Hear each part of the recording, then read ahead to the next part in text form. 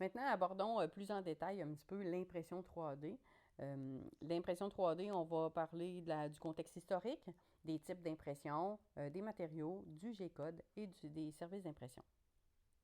D'abord, concernant le contexte historique, on a une certaine vision d'une usine du futur qui est en croissance dans notre société.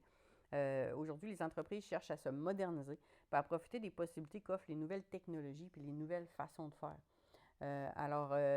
Pour ce qui est des nouvelles technologies, des nouvelles méthodes de travail, donc l'évolution de la technologie informatique, l'utilisation grandissante d'Internet, la conservation des fichiers dans le nuage ou dans le cloud a permis d'instaurer de nouvelles méthodes de travail, comme le travail collaboratif en temps réel. Donc, la conception et la modélisation 3D sont alors favorisées par cette façon de faire, puisqu'elles utilisent des fichiers numériques qui sont faciles à partager et à transmettre. Donc, plusieurs personnes peuvent travailler sur un même produit et mettre en commun leurs connaissances et leurs compétences afin de créer une pièce, ce qui n'était pas possible avec avant, donc avec les anciennes façons de faire. On a aussi les processus de conception et de production qui est entièrement connecté.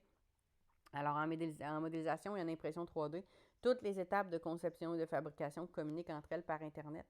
Ainsi, le processus pour concevoir, modéliser, fabriquer et valider un produit s'en trouve grandement accéléré. Donc, avant, les concepteurs d'un produit devaient souvent fournir leur plan à un fabricant pour obtenir un prototype.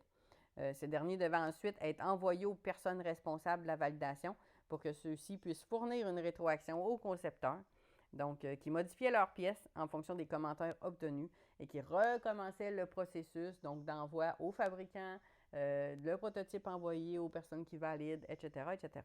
Donc, ça devenait un processus qui était quand même assez long. Donc, maintenant, avec l'utilisation des fichiers numériques qui peuvent être envoyés très rapidement d'un endroit à l'autre, le processus devient certainement plus rapide.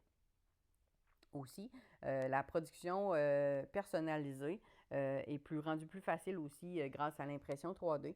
En fait, un fichier numérique peut être modifié facilement puis rapidement pour répondre aux exigences particulières de chaque personne. Avant, c'était la production de masse qui était favorisée. Alors, on allait voir, dans le fond, quelles sont les caractéristiques qui plairaient au plus grand nombre de personnes et on fabriquait notre produit en fonction de ça.